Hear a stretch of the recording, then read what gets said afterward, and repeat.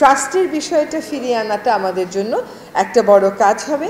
রাজুকের বোর্ডে কিন্তু কোনো পরিকল্পনাবিদ নেই, নগর নিয়ে ভাবেন এমন কেউ নেই, দর্শনে সাহায্য করতে পারেন এমন কেউ নেই। আগে আমাদের ছিল ঢাকা ইমপ্রুভমেন্ট ট্রাস্ট, এখন হয়ে গেছে রাজধানী উন্নয়ন কর্তৃপক্ষ। এটা আমাদের এরশাদ সাহেব করে দিয়ে গেছেন। আগে একটা ট্রাস্টের বিষয় ছিল, বিশ্বাসের বিষয় ছিল, এখন ওটা উঠে গেছে, এখন খালি প্রকল্পের বিষয়।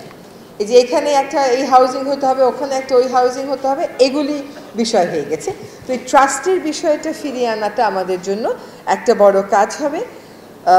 একটা আহ্বান থাকবে এখানে, যে ব্লু জিনিসটা হারিয়ে যাচ্ছে, ডায়রিয়া সহ যে কোনো পানি শূন্যতায় এসএমসি রোড স্যালাইন কেনার সময় প্যাকের গায়ে এসএমসি লোগো দেখে কিনবেন। আসলে হারিয়ে যাচ্ছে না, আমরা হারিয়ে যেতে দিচ্ছি। আমাদের যখন একটা নিয়ন্ত্রণকারী সংস্থা আছে রাজুক, প্রতি সপ্তাহে রাজুক একটা ড্রাইভ কেন দেয় না?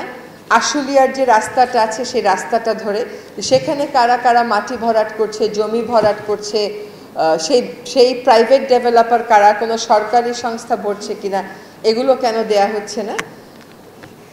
আমরা জানি যে রাজুক যে ড্যাপ করেছিল 2009-10-এ, সেটাকে মারাত্মকভাবে ফ্রাস্ট্রেট করে আবার নতুন একটা ড্যাপ হয়েছে।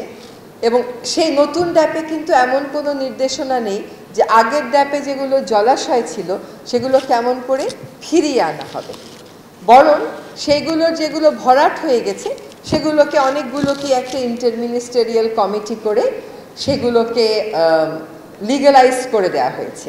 কিন্তু এরকম ইন্টারমিনিস্টেরিয়াল কমিটি আইনের কোন ধারায় বলা আছে যে চেয়ারম্যান মহোদয় চাইলেই একটা ইন্টারমিনিস্টেরিয়াল কমিটি করতে পারেন এবং তারা বসে ওইটাতে ভরাটকৃত জলাশয়কে লিগ্যালাইজ করে দেবে? এটা রাজুককে অবশ্যই বিবেচনা করতে হবে। আমি আমার অবস্থান থেকে নিশ্চয়ই বলবো।